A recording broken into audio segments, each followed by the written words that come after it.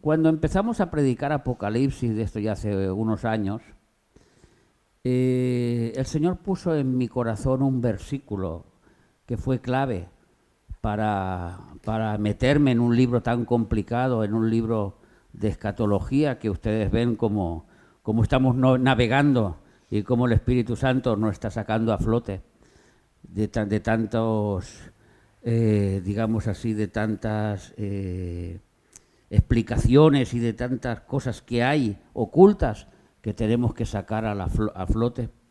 Y el versículo que me hizo mover se encuentra en Lucas capítulo 21 y versículo 8. Cuando los apóstoles le preguntaron a Jesús, ¿qué señal habrá del fin de los tiempos?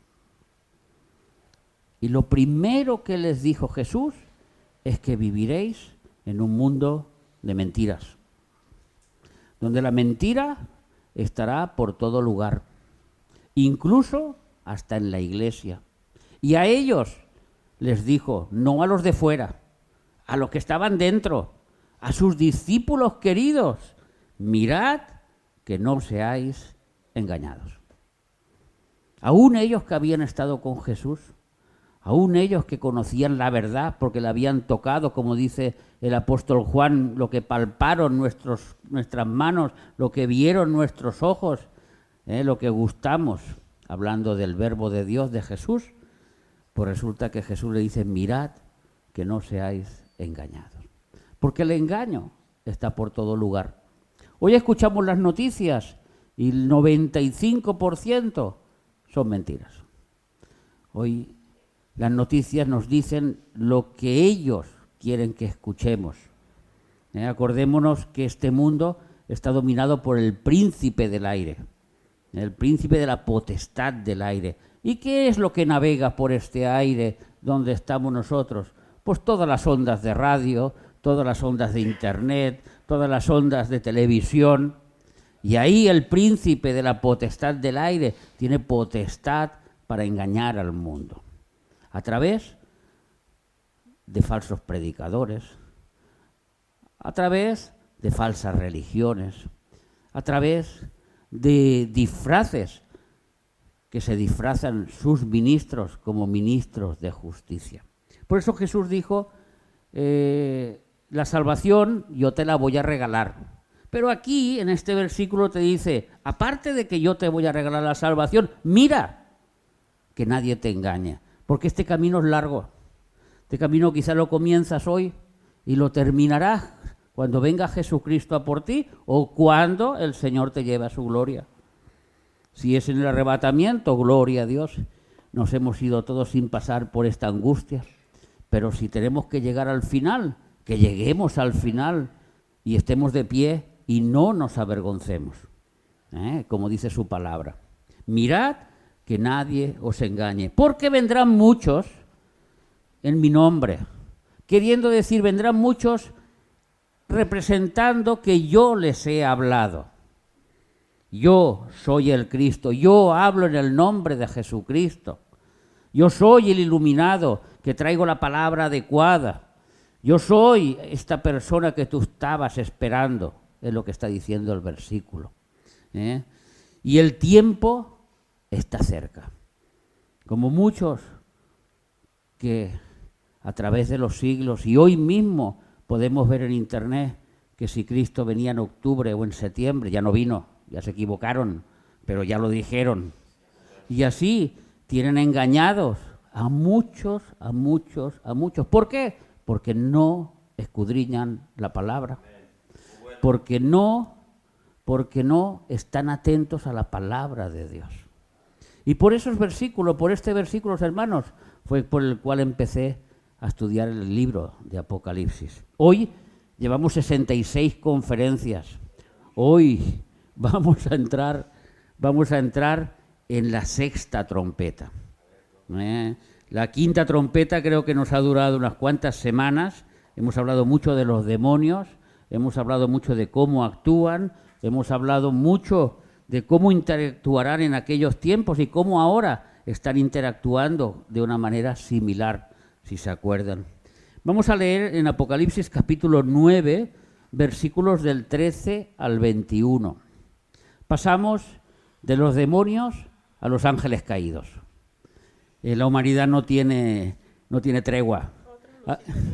Aquí no hay un momento de descanso. Esto no es como un partido de fútbol, que después de los 45 minutos de los demonios vamos a descansar, que luego vienen los 45 de los ángeles caídos. No, este mundo no tiene tregua. Tan pronto unos dejan de actuar, empiezan los otros a levantarse. El sexto ángel tocó la trompeta y oí una voz de entre los 4 cuernos del altar de oro que estaba delante de Dios. Estamos en Apocalipsis 9, versículo 13.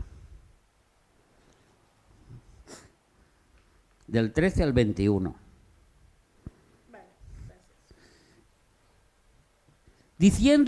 Diciendo al sexto ángel que tenía la trompeta, desata a los 4 ángeles que están atados junto al gran río Éufrates. Y fueron desatados los 4 ángeles que estaban preparados para la hora, para el día, para el mes y para el año. Había un día concreto que Dios tenía estipulado, escrito, para matar a la tercera parte de los hombres. Y el número del ejército de los jinetes era 200 millones. Yo oí su número. Así vi en visión los caballos y a sus jinetes, los cuales tenían corazas de fuego, de zafiro y de azufre. Y las cabezas de los caballos eran como cabezas de leones, y de su boca salía fuego, humo y azufre. Por esas 3 plagas fue muerta la tercera parte de los hombres, por el fuego, el humo, el azufre que salían de su boca. Pues el poder de los caballos estaba en su boca y en sus colas, porque sus colas, semejantes a serpientes, tenían cabezas y con ellas dañaban. ¿Se pueden imaginar qué tipo de caballo? No me gustaría a mí estar delante de uno de ellos. Y no había uno, habían 200 millones, que son unos cuantos. Y dice el versículo 20, y los otros hombres, aquí no está hablando de otro tipo de hombre. Hay unos hombres que han muerto, pero ahora nos dice que hay otro tipo de hombre que no ha muerto.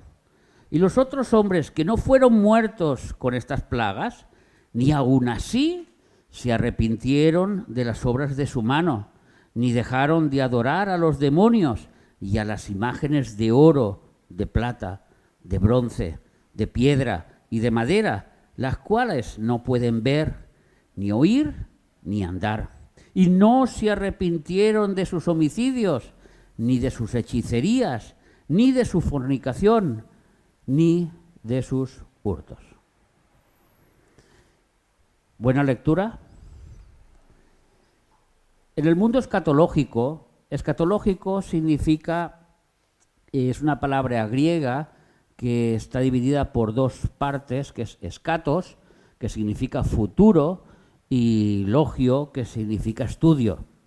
El estudio del futuro, el estudio de las profecías. En el estudio de las profecías bíblicas de los últimos tiempos, en el mundo cristiano nos vamos a encontrar con 3 tipos de interpretaciones, con 3 tipos de escuelas. Cada uno ve, según la luz que recibe del Señor, pues cree que esa interpretación es la adecuada. Por ejemplo, los apóstoles y los padres de la Iglesia consideraban que la Biblia era un libro histórico, que las cosas estaban aconteciendo según se estaba escribiendo. Esto se llama historicismo, preterismo o amilianismo.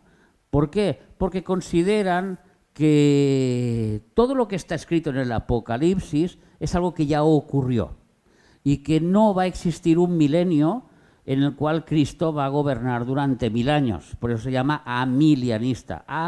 En griego significa sin, es lo contrario.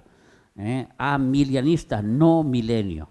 Entonces, los que estudian la Biblia de esta forma consideran que cuando el general Tito en el año 70 entró en Jerusalén y destruyó Jerusalén, se estaba cumpliendo las profecías del Apocalipsis. Esto tiene muchos agujeritos. Uno que es experto y empieza a hacer preguntas y hay muchos agujeritos que tapar que no pueden taparlos. Claro que los apóstoles vivieron el principio, el nacimiento de la Iglesia. Nosotros estamos ya 2000 años después, que aparte de tener ya la Biblia al completo, que ellos no la tenían, que eso es importante saberlo, porque nosotros tenemos más que el apóstol Pablo, nosotros tenemos más que Pedro, nosotros tenemos más que Juan, y ellos están delante del trono de Dios, pero nosotros tenemos más. Y como tenemos más, más nos va a pedir el Señor. Porque un día, delante del juicio, te van a decir, ¿que no lo escuchaste? ¿Que no lo leíste? ¿Por qué no lo creíste? Porque otra cosa es lo que no lo escucharon ni lo leyeron porque no lo tenían. Pero nosotros en nuestra época ya está claro que lo tenemos, lo leemos y tenemos que ser obedientes a la palabra de Dios.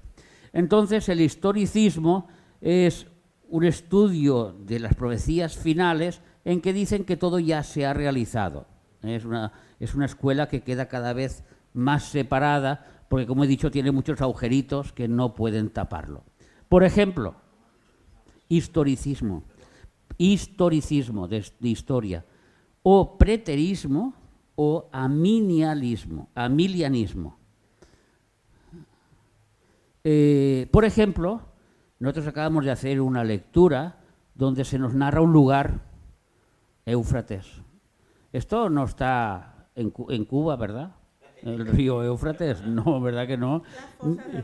Ni está aquí en Barcelona, ni está en la parte de Ecuador, ni en Perú. Esto está hablando de Medio Oriente, está hablando de un lugar concreto y está hablando de algo que va a acontecer en un futuro. Entonces, históricamente sí que está hablando de un sitio histórico, pero nosotros cuando estudiamos la historia vemos que no se abrió el río Éufrates y salieron 4 ángeles. Eso no está escrito en la historia.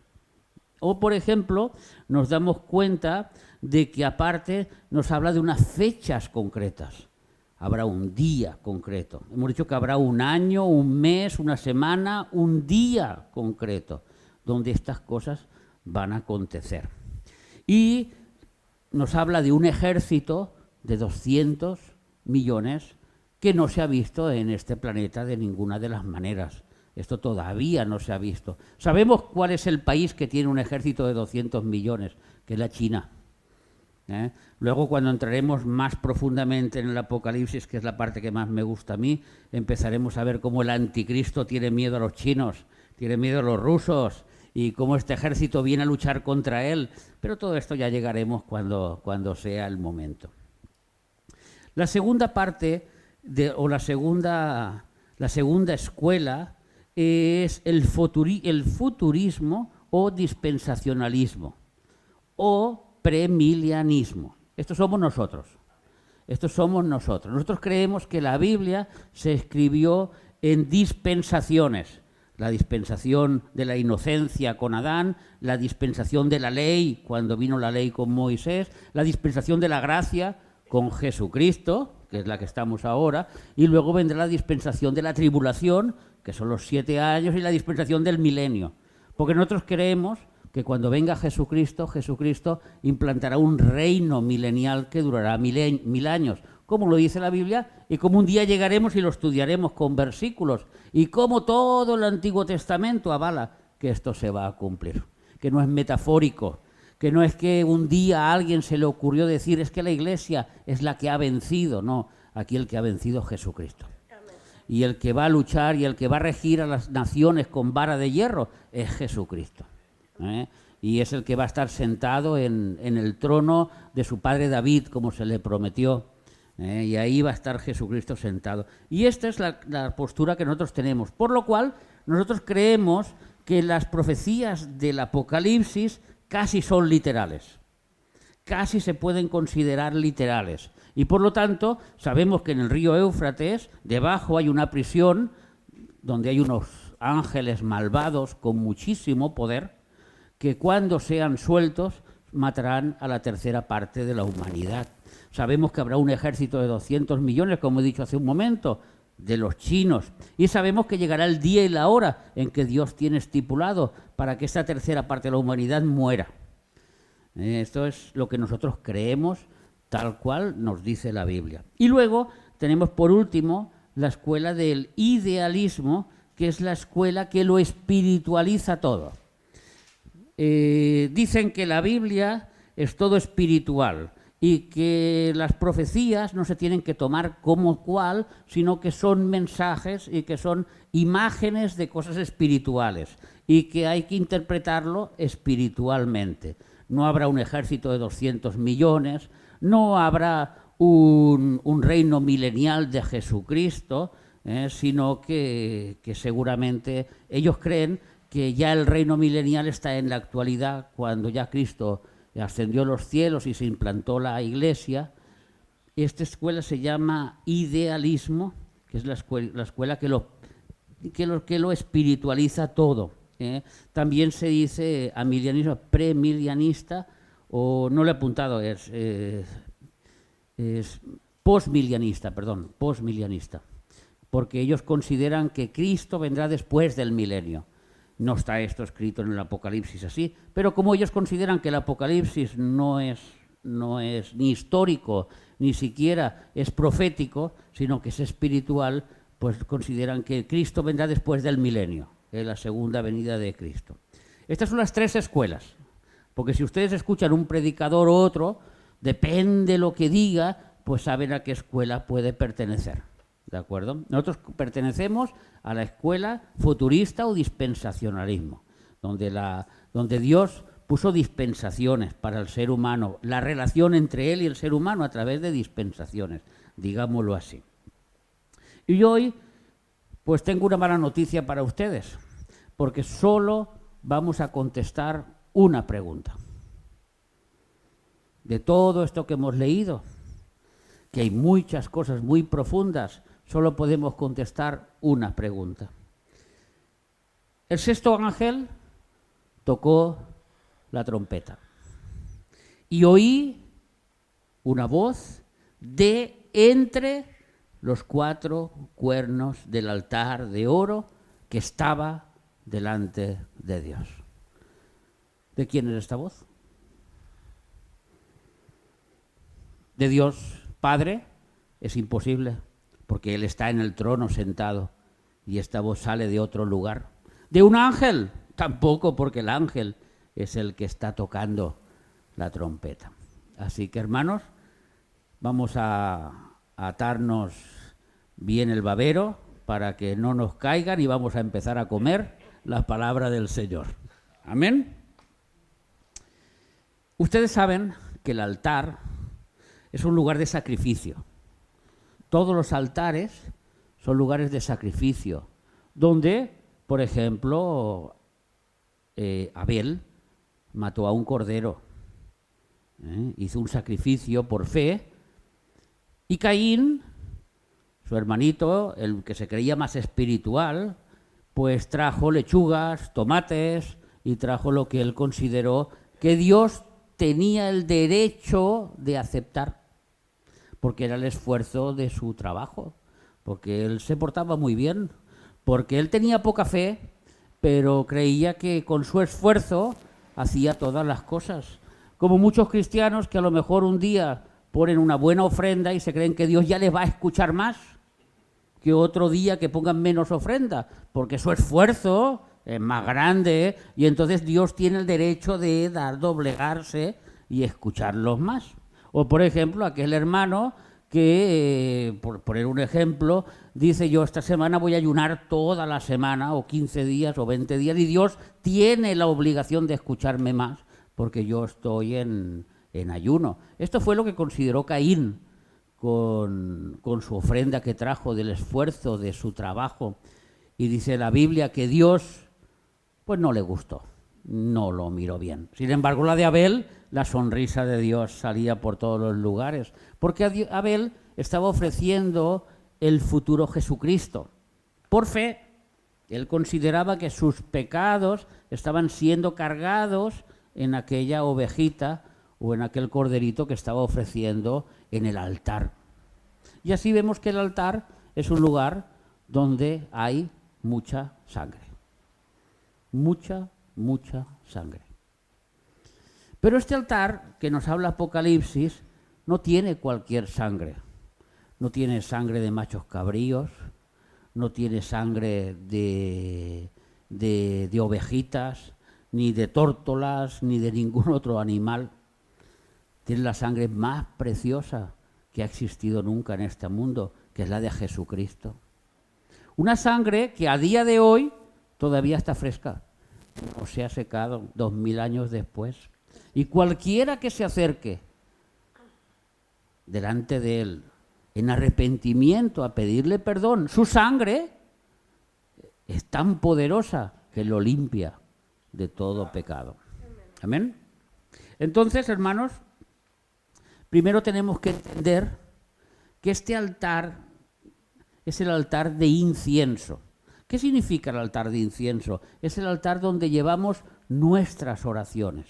Es el altar donde Dios, en este pequeño estudio que vamos a hacer, que ya hicimos algo similar, pero es importante recordar las cosas, porque cuando predicamos de este tema, yo les dije que cuando llegaríamos a los 4 ángeles específicos, tendríamos que estudiar, volver a repasar mucho, porque lo que nos vamos a encontrar nos va a sorprender.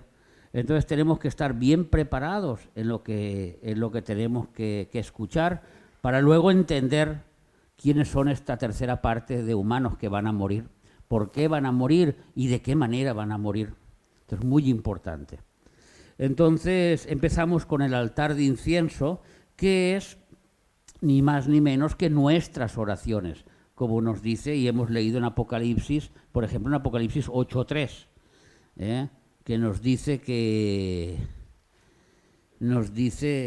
ve un incensario de oro y se le dio mucho incienso para añadirlo a las oraciones de todos los santos.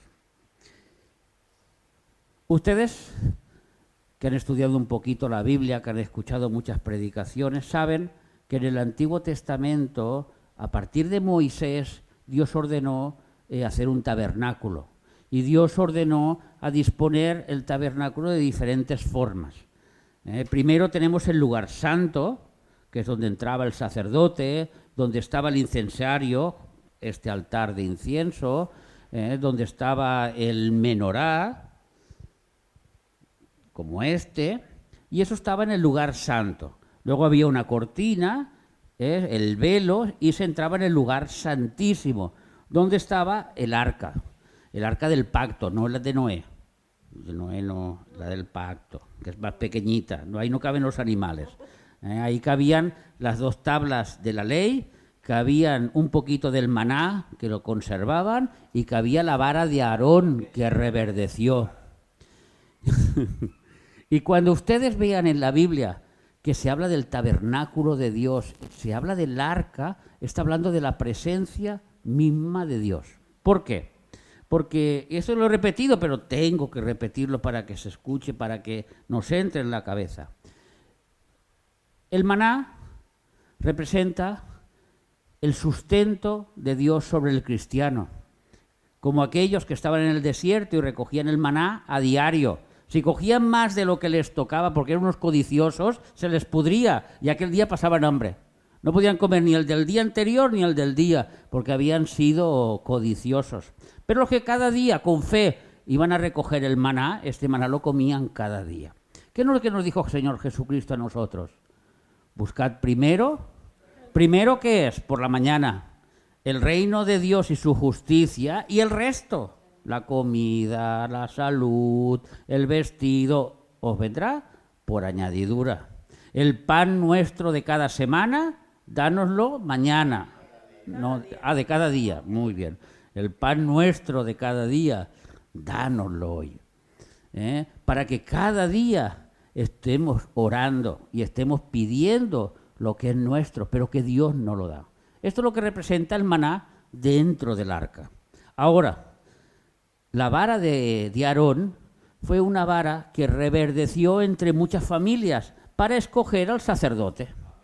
Todos tiraron sus varas, pero solo una reverdeció. Todas estaban secas, muertas. El milagro fue que una empezó a brotar, y esa fue la de Aarón. Como que Dios estaba dirigiendo a esa familia lo que tenía que hacer. Él nos enseña que es la dirección de Dios sobre el cristiano. ¿Ustedes se acuerdan lo que dijo Jesús? Que no os dejaré solos, que estaré con vosotros todos los días hasta el fin de los tiempos. Y cuando Él venga, Él os enseñará, Él os guiará. Esta guía, esta enseñanza, todo esto es la vara de Aarón, que es el Espíritu del Señor, es la presencia misma del Señor. Y por último, nos encontramos los 10 mandamientos, que es lo que nos toca a todos hacer, cumplir, que es las leyes de Dios. Porque Dios es muy malo y no quiere que hagamos muchas cosas, ¿verdad? No, las leyes de Dios es justamente por amor y son leyes de amor. Jesús las dividió en 2.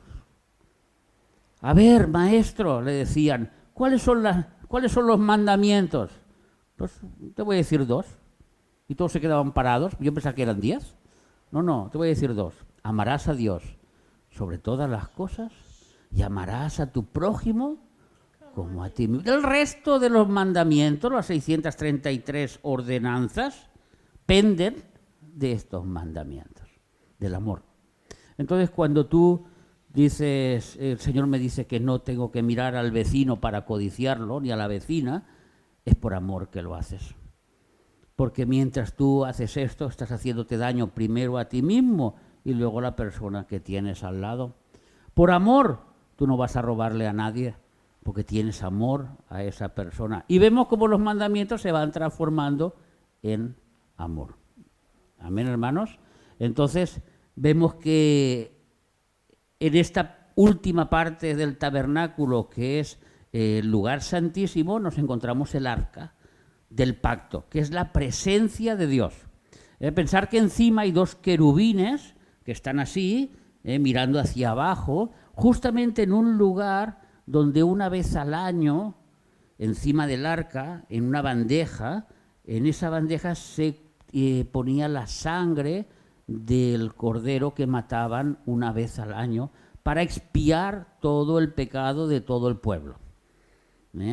Una vez al año. Y esa sangre representa la sangre de Jesucristo, que está en la misma presencia de Dios. Así que, una vez hemos entendido esto, vamos a ver cómo este altar de oro, de incienso, en la Biblia se nos cambia en 3 posiciones diferentes. Cuando el altar de incienso Dios ordena que se cree por primera vez, que se le dice a Moisés, vamos a leerlo en Éxodo capítulo 30 y versículos del 1 al 8, este altar de incienso está fuera del lugar santísimo, donde Dios le dice a Moisés dónde tiene que ponerlo. Éxodo 30, del 1 al 8. Harás asimismo un altar para quemar el incienso. De madera, de acacia lo harás. Su longitud será 1 codo, y su anchura de 1 codo, y será cuadrado, y su altura de 2 codos, y sus cuerpos serán parte del mismo. Lo cubrirás de oro puro, y su cubierta, sus paredes en derredor y sus cuernos, le harás en derredor una cornisa de oro. Un detalle, ¿por qué de madera? Porque esto es sombra de lo que ha de venir y ya vino, que es Jesucristo. Jesucristo en su humanidad es la madera, pero cubierto de oro, que es la deidad. Esto es una representación todo de Jesucristo. Son símbolos de lo que iba a venir y vino, que fue Jesús. Entonces ya veremos que por eso todas las oraciones van encauzadas en Jesús, al Padre, porque Él es el mismo altar del incienso. Y lo cubrirás de oro puro, su cubierta, sus paredes en derredor y sus cuernos, y le harás en derredor una cornisa de oro. Y le harás también 2 anillos de oro debajo de la cornisa, a sus 2 esquinas y a ambos lados suyos, para meter las varas con que será llevado. Harás las varas de madera y pondrás delante... Y aquí lo dice el versículo 6. Y lo pondrás delante del velo que está junto al arca de testimonio. Tenemos el arca del testimonio, el velo y junto, no dentro, sino junto, en la parte exterior.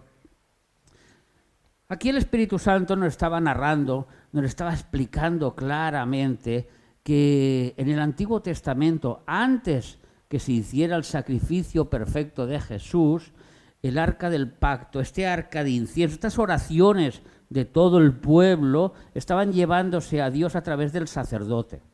El sacerdote es el que cogía el incienso y cada día lo quemaba, cada día por la mañana y por la noche.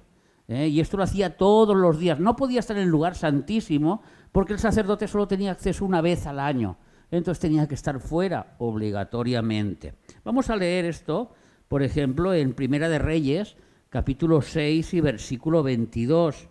Van a ver ustedes como claramente aquí nos dice dónde está el arca. Estas son cosas muy importantes de saber, porque vamos a ver esta traslación que Dios va a hacer de estas oraciones del pueblo. Cubrió pues de oro toda la casa de arriba abajo y asimismo cubrió de oro todo el altar que estaba enfrente al lugar santísimo. Vemos que está enfrente, fuera del lugar santísimo. Vamos a ver en Éxodo 30, que estábamos hace un momento, los versículos 7 y 8, mostrando este sacerdocio humano que Dios estaba utilizando como símbolo de lo que había de venir. Todo es simbología.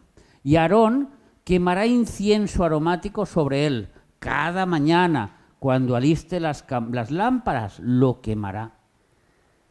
Y cuando Aarón encienda las lámparas al anochecer, quemará el incienso, rito perpetuo delante de Jehová por vuestras generaciones. El Salmo 1 lo dice en otras palabras. Bienaventurado aquel que de día y de noche se deleita en la ley de Jehová. De día y de noche. El que de día y de noche ora al Señor. Por la mañana, la primera cosa que hacía Aarón era deleitarse, era encender las oraciones del pueblo. La última cosa que hacía Aarón antes de acostarse era encender las oraciones del pueblo, olor grato a Jehová. Pero todo esto no podía hacerse en la misma presencia de Dios, porque el pecado era un velo que estaba partiendo el lugar santo del lugar santísimo. Y nuestro Dios es un Dios santo, muy santo, muy santo. Y no cualquiera puede ponerse delante de él a quemar incienso. Hubo una familia que quiso quemar incienso y claramente la Biblia habla de fuego extraño. Y ese fuego extraño los arrancó y los mató. Los hijos de Aarón, porque hay cosas que no se pueden hacer.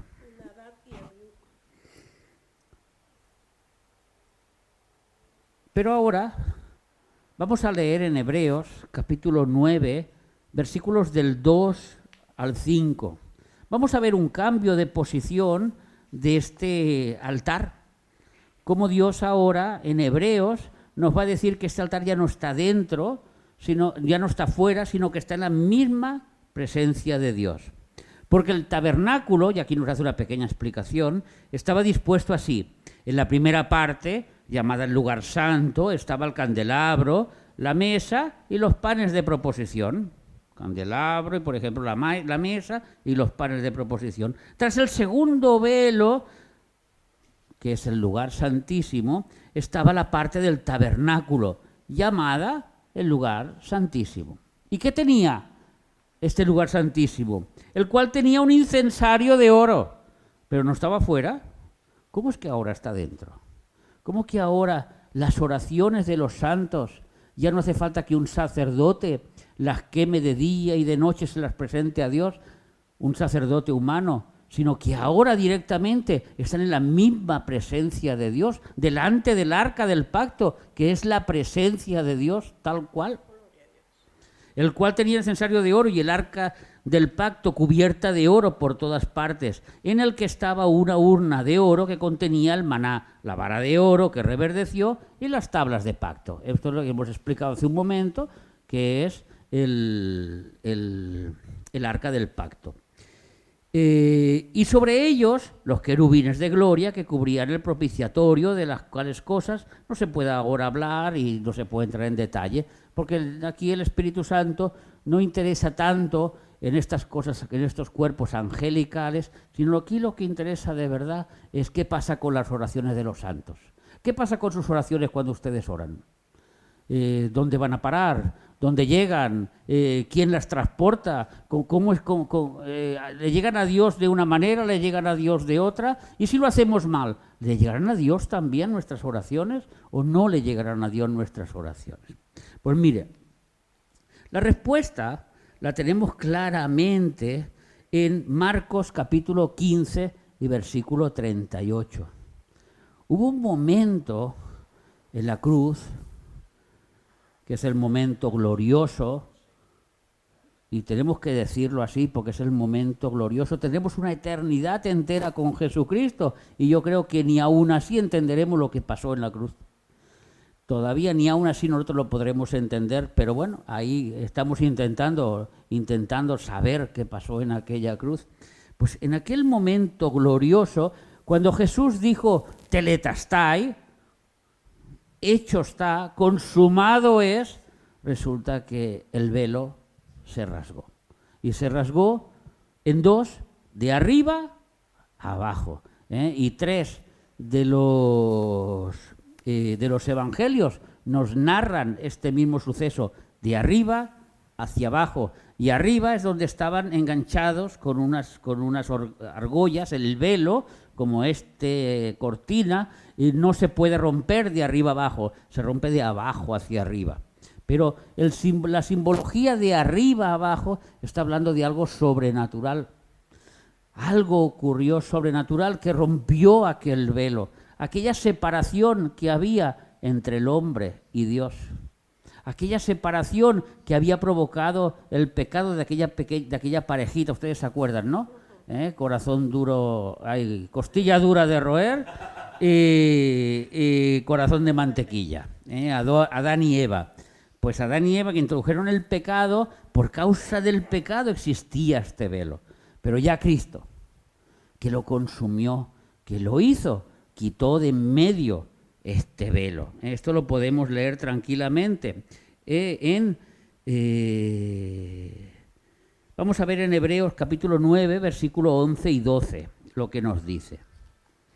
Hebreos capítulo 9 y versículos 11 y 12, donde nos dice: pero estando ya presente Cristo, ya está presente Cristo, Cristo ya murió, Cristo ya resucitó, sumo sacerdote de los bienes venideros, por él más amplio y más perfecto tabernáculo, no hecho de manos, es decir, no de esta creación. Aquí no está hablando simbólicamente, espiritualmente, de un templo que hay en el cielo, donde Dios está sentado en un trono, donde el arca del pacto es la presencia de Dios que está delante de él, y delante del lugar santísimo, ahí está Cristo.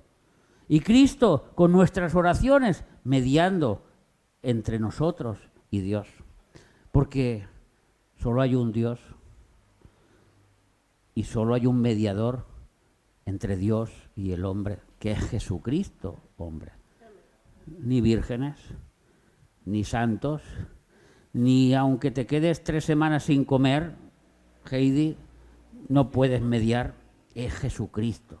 No esfuerzos, es fe. Nuestra fe en nuestras oraciones. Y dice así: y no por sangre de machos cabríos ni de becerros, sino por su propia sangre. Entró una vez para siempre en el lugar santísimo, habiendo obtenido eterna redención. el perdón de los pecados. El velo se rasgó y nuestras oraciones empiezan a llegar delante de la misma presencia de Dios. Quizá por eso, si leemos el versículo 10 y versículo 19, el capítulo 10 y versículo 19, nos dice, así que, hermanos, teniendo libertad, ustedes tienen libertad. Eso de que antes de presentarse de Dios hay que lavarse las manos, o hay que hacer ciertos ritos, o hay que hacer ciertas ceremonias, eso ya pasó toda la historia. Eso Cristo lo cumplió por nosotros. Y donde está el Espíritu de Dios, allí hay libertad. Entonces, nosotros que tenemos al Espíritu de Dios y tenemos la libertad. Así que, hermanos, teniendo libertad para entrar en el lugar santísimo por la sangre de Jesucristo. ¿Y qué hacemos si tenemos esta libertad? Pues echamos unas hojas atrás, que no son muchas, y vamos a leer el capítulo 4 y versículo 16. ¿De Hebreos? De Hebreos, sí. Unas cuantas hojitas para atrás. Capítulo 4 y versículo 16. Ahora tú, Dani, tienes libertad para entrar en el lugar santísimo, en la misma presencia del Padre. Acercaos, pues, confiadamente al trono de la gracia, para alcanzar misericordia y hallar gracia en el oportuno socorro. Estas son nuestras oraciones, hermanos. Lo que antes el pueblo de Israel necesitaba un mediador, necesitaba sangre, necesitaba incienso, necesitaba un montón de ceremonia, Cristo lo eliminó, lo borró, lo clavó en la cruz y nos dio acceso directo al trono de Dios. Y ahí estamos nosotros, orando delante del trono de Dios. Por eso el incensario cambió, estaba afuera, ahora está dentro. Gloria a Dios en las alturas. Ya podemos acercarnos, ya podemos decirle, Padre, perdona nuestros pecados, perdona nuestras ofensas, ayúdanos, etcétera. La oración que hagamos todos. Pero hermanos, sigue siendo un altar. Sigue siendo un altar, no ha cambiado. Sigue siendo un lugar de muerte. Un altar es un lugar de muerte. Un lugar de muerte que alguien tuvo que morir para que esas oraciones lleguen hasta allí. Por eso, hermanos, las oraciones que son al Padre siempre van conducidas en el nombre de Jesús, porque Él es el que las conduce hasta el Padre. Nosotros nos acercamos, nosotros oramos, pero tenemos que acabar orando en el nombre de Jesús, porque ese altar es suyo. Porque ese altar es donde Él ofreció su sangre. Ese altar es ese sacerdocio, sumo sacerdote que nosotros tenemos, que se llama Jesucristo. Y que nos lleva al Padre. Y tenemos que entender que cuando la Biblia nos está hablando de esto y nos habla de sacerdote, no nos habla de un hombre, ni nos habla de otro Dios diferente. Nos habla de este Cristo que venció en su carne y que Dios le dio un nombre sobre todo nombre, que es el Hijo de Dios, que es todo Dios y que es todo hombre. Este ser es el que lleva nuestras oraciones porque se lo ganó en la cruz del Calvario. Porque su sacrificio es un sacrificio perfecto y eterno y que no caduca y que no pasa de moda, como muchos se piensan. Este Jesucristo. Pero, ¿sabéis que este altar se volvió a mover? ¿Todavía se volvió a mover otra vez? Vamos a ver Apocalipsis 8:3. Si no está delante si no está ahora, estaba delante del arca del pacto. ¿Ahora dónde estará? ¿Dónde Dios habrá puesto las oraciones nuestras? Dice así. Otro ángel vino entonces y se paró ante el altar con un incensario de oro. Lo hemos leído, ¿verdad que sí? Y se le dio mucho incienso para añadir a las oraciones de todos los santos sobre el altar de oro que está delante del trono. Ahora está delante del trono. Ya no está delante de la presencia de Dios, es que ahora está en el mismísimo lugar donde Dios quiere o leer esas oraciones donde Dios quiere que nosotros oremos libremente y nos acerquemos y hagamos todo eso. ¿Sabéis por qué? Porque ahora nuestro sacerdocio es nuestro. Ahora ya no necesitamos ni siquiera a Jesucristo como sacerdote para llevarnos al Padre. Eso fue en el momento de nuestra conversión, pero Él nos prometió una cosa y lo hizo. Vamos a leerlo en Apocalipsis capítulo 1 y versículos 5 y 6.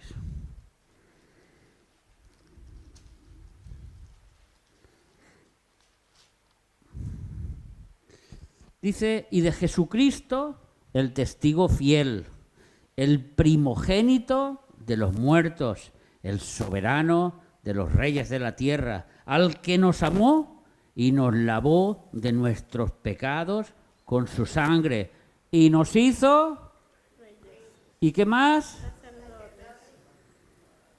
Para Dios, su Padre. A Él sea la gloria e imperio por los siglos de los siglos. Amén. Tú, Dani, tú, doña Rosa, Isidro, doña Nelly, todos los que estamos aquí, todos los que hemos confiado en Él, todos los que tenemos su Santo Espíritu, ahora oramos, Padre Santo, mira a mi hijo que no es cristiano, e intercedemos por ellos porque somos sacerdotes, porque podemos hacerlo y Dios nos escucha. Mira a mi mamá que todavía no se ha convertido. Mira esta situación que estamos viviendo. Mira los pecados de este mundo. Mira los pecados que hay en mi familia. Mira las cosas como están ocurriendo. Y nosotros somos esos sacerdotes que intercedemos en la misma presencia de Dios. Hasta tal punto que ustedes se acuerdan del quinto sello, el sello de los mártires. ¿Se acuerdan del quinto sello? El sello de los mártires. Dice, cuando abrió el quinto sello, Apocalipsis 6:9, vi bajo el altar habían unas almas de los que habían sido muertos por causa de la palabra de Dios y por el testimonio que tenían. Y desde ahí le hablaban a Dios, porque ese era su lugar para hablar.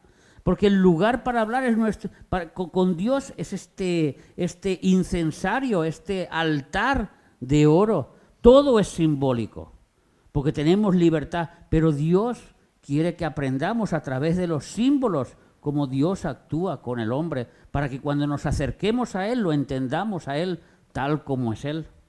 Porque las cosas que están en el cielo, hermanos, son incomprensibles. Pablo no pudo ni escribirlas y además Dios se lo prohibió porque vio cosas que Dios mío, él se quedó maravillado, no entendía nada de lo que estaba ocurriendo en el mundo espiritual. Y dice que Dios le envió un aguijón para que no se soberdeciera, para que no se creyera más que los demás. Pero dice aquí que vi las almas que estaban debajo, y ahí de debajo estaban diciendo, Señor, ¿hasta cuándo? ¿Hasta cuándo esta injusticia de todos estos hombres malos? ¿Hasta cuándo? ¿Hasta cuándo? Y el Señor dice, hasta el día, la hora, el año, el mes que yo tengo preparado. En Hebreos, en Romanos nos dice, hasta que entre la plenitud de los gentiles. En ese momento que entrará la plenitud de los gentiles, entonces todo Israel será salvo. Entonces, en ese momento es cuando llega ya la venida de Cristo y es el final del final, donde ya no hay más oportunidades, donde ya delante de Él nadie se puede poner de rodillas, porque ahora es el momento de arrodillarse, de pedir perdón y de hallar gracia. Entonces vemos que este incensario que se ha movido de lugar, ahora está en un lugar donde nosotros tenemos acceso y donde nuestra voz sale de ahí dentro. Pero ¿será esa nuestra voz? ¿Será esa es nuestra voz que sale cuando el sexto ángel toca la trompeta? ¡Crut! ¿Será esa nuestra voz? La voz del cristiano, la voz de la iglesia. Y el sexto ángel tocó la trompeta. Y oí una voz de entre los cuatro cuernos de altar de oro que estaba delante de Dios. Vamos a situarnos. Un altar. Dios, Padre, está aquí. El ángel está ahí. ¡Trut! Toca la cuarta trompeta. Y de aquí sale una voz. Bueno, ¿qué es lo que dice la voz? La voz dice: desata los 4 ángeles que están atados junto al gran río Éufrates. ¿Ustedes se creen que la Iglesia tiene autoridad para mandar a los ángeles así? ¿En algún lugar de la Biblia se nos dice que en la Iglesia tenemos autoridad para mandar a los ángeles? Al contrario, la Iglesia, nosotros lo que tenemos es que Dios envía a los ángeles para servirnos, pero los envía a Él. Nosotros no tenemos autoridad sobre los ángeles. Entonces, esta voz de la Iglesia no puede ser, porque aquí es una voz de autoridad. Desata a los 4, se le está mandando a un ángel. Tú ves y desata. Entonces, a lo mejor será la voz del Espíritu Santo, porque la voz del Espíritu Santo es la voz que está unida con la Iglesia. Cuando nosotros oramos mal, porque muchas veces no sabemos ni orar, muchas veces nos equivocamos, muchas veces no sabemos ni pedir, resulta que el Espíritu Santo intercede por nosotros con gemidos indecibles. Y no solo eso, sino que lleva nuestras oraciones y se las lleva al Padre. Él intercede por nosotros. Es una de las obras que está haciendo el Espíritu Santo. Jesucristo es el abogado. Jesucristo es el que nos defiende. Jesucristo es el que nos hace pasar de la muerte a la vida. Jesucristo hace muchas obras, pero el Espíritu Santo es el que nos intercede. Y su voz también llega hasta el Padre. Pero en algún lugar de la Biblia hemos leído que el Espíritu Santo tuviera poder para ejercer juicios. Me parece que no. Me parece que como juicios el Espíritu Santo no tiene poder de juicio, tiene poder de amor, tiene poder de reconciliación, tiene mucho poder, pero el de los juicios no. El de los juicios no le toca a él. Y en el Apocalipsis menos, donde el Rey de los juicios es el mismo Jesucristo. El que estaba sentado y se pone de pie, como se predicamos una vez al principio de esta serie. Dios, Jesucristo, se levanta porque se tiene que levantar para juzgar. Entonces, indiscutiblemente, solo nos queda por dar por sentado que es la voz de Jesucristo. Jesucristo, que este altar es el que le pertenece a Él por su sangre, donde su iglesia es la que está orando, donde su iglesia es la que está intercediendo junto con el Espíritu Santo, y Él se levanta en una voz tremenda y manda, diciendo al 6º ángel que tenía trompeta: desata a los 4 ángeles que estaban atados junto al gran río Éufrates. Y esa autoridad solo puede ser de Dios. Porque más adelante nos dice que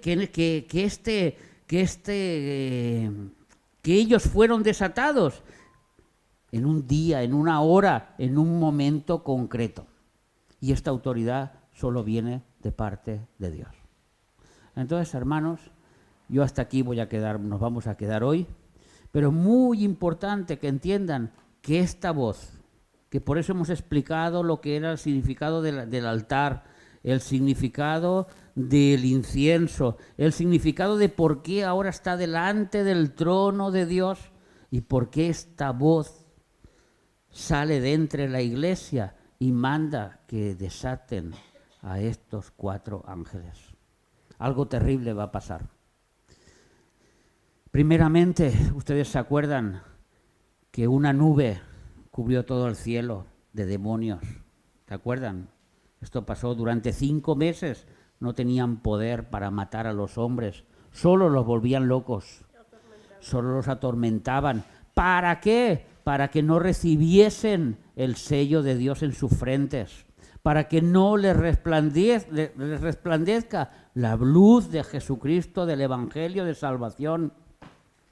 Porque estos demonios no tenían poder para atacar a los que tenían la marca de Dios.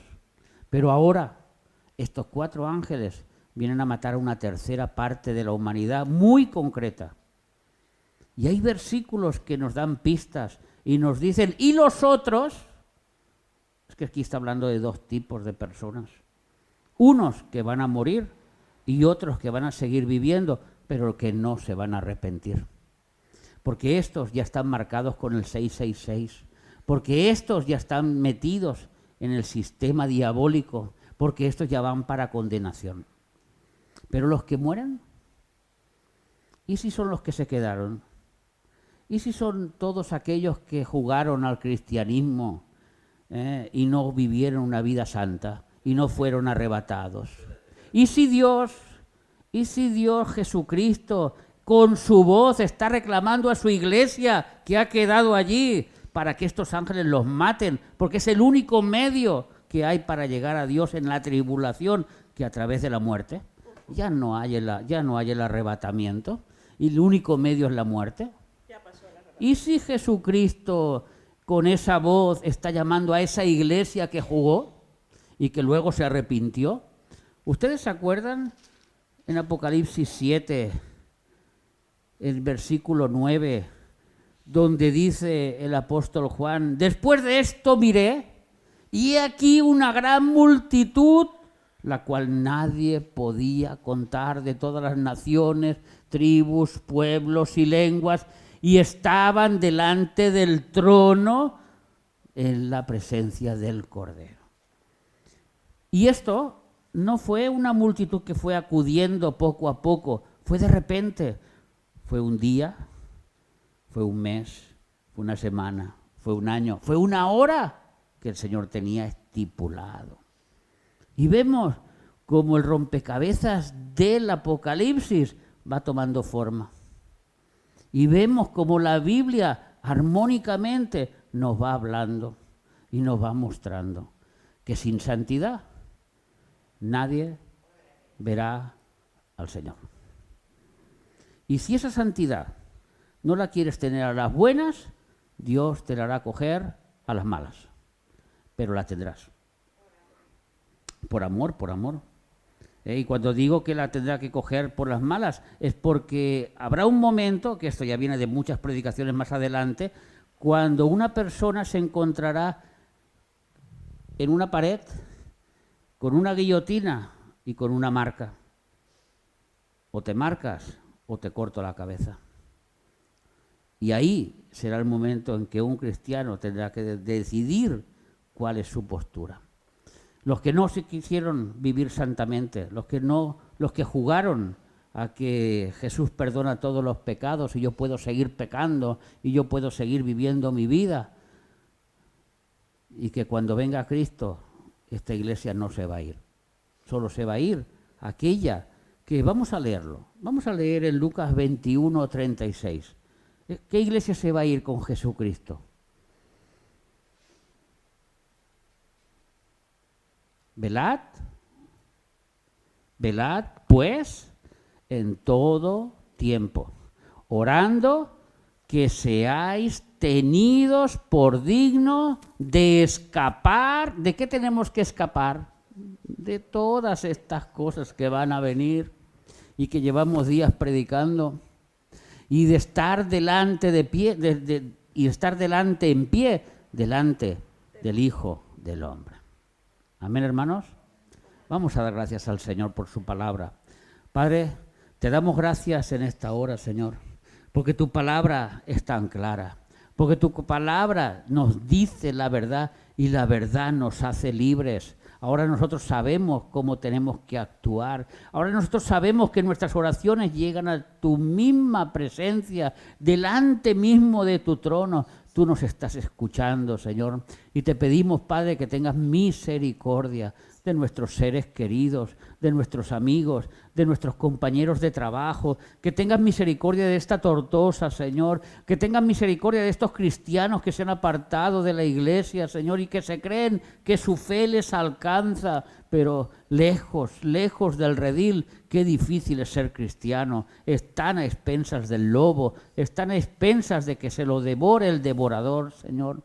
Pero te pedimos, intercedemos y oramos por ellos, porque todavía queda tiempo, porque todavía queda un soplo en nuestra boca de aliento y por lo tanto, Señor, en este soplo de aliento intercedemos por todos ellos, para que tú los salves, para que tú hagas esa obra milagrosa que un día hiciste en nosotros, que nos hiciste pasar de la muerte a la vida. Y así te lo pedimos, Padre. También te queremos pedir por todos nuestros hermanos que están aquí, para que tú los lleves en bien a sus casas, Señor, sin incidentes ni accidentes. Y todos los hermanos que a través de las redes sociales nos pueden ver y nos pueden escuchar, que tú los bendigas también a ellos, Señor. Y que sobre todo, todos nos llevemos este mensaje, que tenemos que velar y orar para escapar de estas cosas horribles que van a venir. En el nombre de Cristo, nuestro Señor Jesucristo. Amén, amén y amén.